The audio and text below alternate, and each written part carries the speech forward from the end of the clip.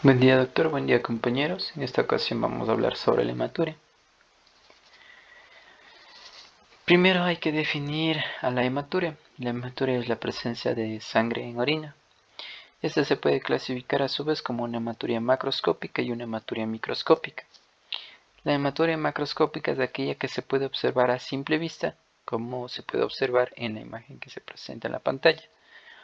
La hematuria microscópica es aquella que se detecta mediante un examen químico. Estos exámenes químicos por lo general tienen un 100% de sensibilidad y un 99% de especificidad. Y se suele confirmar en un examen microscópico cuando por lo menos encontramos 5 o más glóbulos rojos en campos de alto poder, como son los de 40X. Algunos autores también mencionan que pueden ser 3 o más glóbulos rojos. En el caso de que se presente esta hematuria microscópica, los autores recomiendan realizar de 2 a 3 exámenes microscópicos con intervalos de 3 a 4 semanas para lograr confirmar esta hematuria microscópica. Esto antes de realizar más estudios complementarios. Hay que comprender que la hematuria es un signo de alarma tanto para el paciente como para los padres en el caso de que se presente hematuria en los niños. Y asimismo este es un signo de alarma que debe indagar el médico.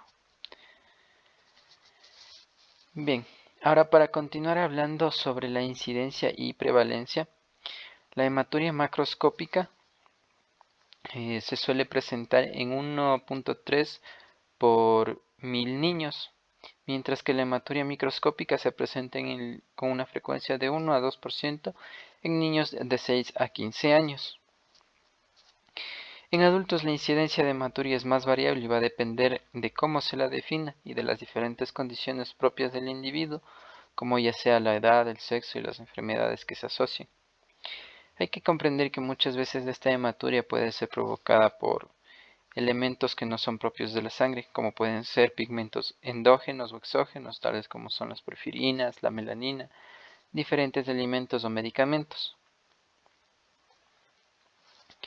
Ahora, para continuar hablando sobre su fisiopatología, básicamente hay que comprender que la hematuria es la extravasación o la salida de glóbulos rojos hacia el tracto urinario, y esta se puede clasificar a su vez como una hematuria glomerular, una hematuria de los túbulos renales, una hematuria del tracto urinario o del intersticio renal.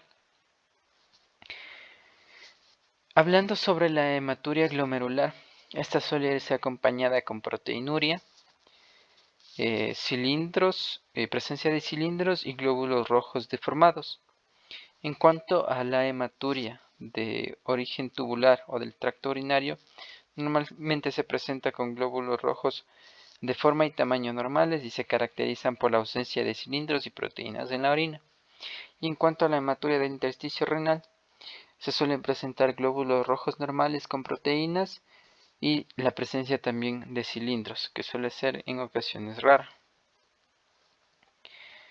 En cuanto a las causas de hematuria, la hematuria por lo general se clasifica, como ya lo mencioné, en glomerular, intersticial y tubular y del tracto urinario.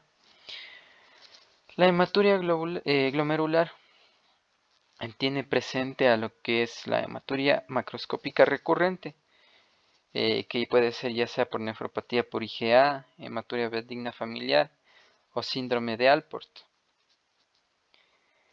También se pueden presentar glomerulonefritis postestreptocócicas, glomerulonefritis membranoproliferativas y rápidamente progresivas. También se puede presentar como en el caso del lupus eritematoso sistémico.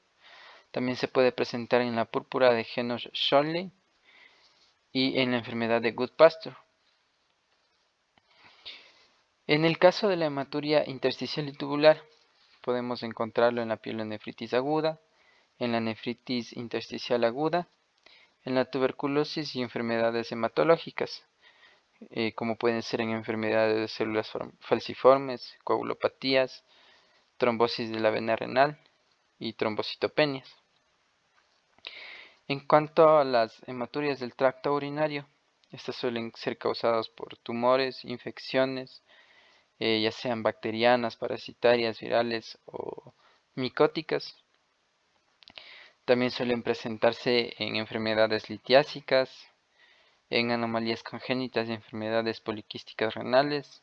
Pueden ser debidas también a traumas, ejercicio extenuante y por medicamentos. En cuanto a la evaluación inicial de la hematuria va a depender exclusivamente de la edad de presentación, de si es macroscópica o microscópica y de los síntomas y signos que acompañen a esta hematuria. En caso de que se presente hematuria macroscópica en niños, la evaluación debe ser pronta con el fin de excluir una enfermedad que aumente o que amenace la vida. La hematuria macroscópica asintomática usualmente se debe a infecciones. También puede ser por cálculos o condiciones urológicas. Y en el estudio inicial puede hacerse ecografías de las vías urinarias con el fin de investigar la presencia de estas enfermedades. En caso de la hematuria macroscópica asintomática, las causas más comunes en niños son la glomerulonefritis postestreptocócica y la nefropatía por IgA. En este caso se deben hacer estudios adicionales de laboratorio, como son la titulación de antiestreptolicina o la concentración sérica de C3. Lo primero que se debe tener en cuenta en los niños con una hematuria microscópica son los signos y síntomas que pueden acompañarla y si hay o no presencia de proteinuria o de cilindros hemáticos. A partir de esta información se va a enfocar los exámenes diagnósticos adicionales. En caso de ser una hematuria microscópica asintomática, se enfoca el estudio hacia una enfermedad benigna o de un origen familiar. En el caso de evaluación en adultos, la edad y los síntomas asociados van a jugar un papel muy importante, tanto en el enfoque diagnóstico como en el tratamiento posterior. En estos, la mayoría de las veces la hematuria es de origen no glomerular, por lo que los estudios adicionales los llevará a cabo el urólogo. Hay que tener en consideración que todo paciente con hematuria, en especial si es mayor de 50 años, se debe pensar en una enfermedad maligna hasta que se demuestre lo contrario.